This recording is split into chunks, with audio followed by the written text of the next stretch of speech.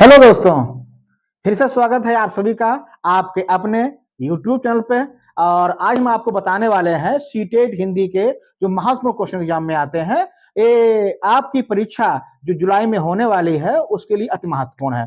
तो हमारा क्वेश्चन देखिए कौन सा है, क्या है, भाषा सिखाने का सही क्रम कौन सा है। ठीक है ना। तो ये चार हमारा ऑप्शन है। पहला ए हमारा कौन सा है, बोलना, श्रवण करना, पढ़ना, लिखना। ठीक है ना। बी हमारा ऑप्शन क्या है, श्रवण करना, बोलना, पढ़ना, लिखना। तीसरा हमारा सी है, हमारा ऑप्शन बोलना, पढ़ना, श्रवण करना, लिखना।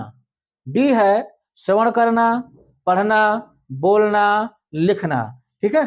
तो इसमें हमारे ख्याल से इसमें जो सही जो ऑप्शन होना चाहिए वो होना चाहिए बी ऑप्शन। क्या है, भाषा सिखाने का जो सही क्रम होना चाहिए वो है बी वाला ऑप्शन, श्रवण करना। अर्थात आप किसी भी बच्चे को अगर भाषा सिखा रहे हैं, जो अध्यापक सिखा रहा है बच्चे को है, ठीक है ना, तो वह बच्चा क्या करे, पहले श्रवण करे, बातों को सुने। ठीक है ना।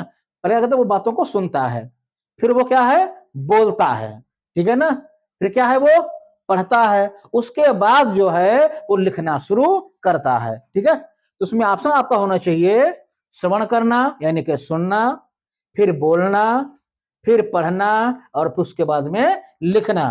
ठीक है। तो किसी भी बच्चे को जब वो 1 या 1.5 साल का होता है तो सबसे पहले जो है वो बातों को सुनना जो है शुरू करता है, माता पिता की बातों को सुनता है वो, है ना।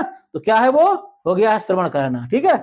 फिर वो उन्हीं बातों को रिपीट करता है, बोलता है। ठीक है ना। तो हो गया है बोलना।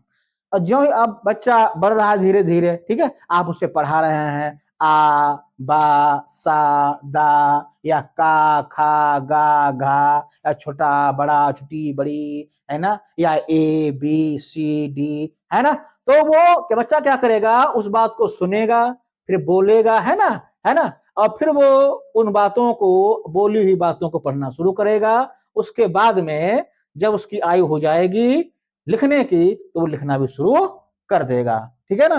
तो ऑप्शन हमारा होना चाहिए बी वाला ऑप्शन।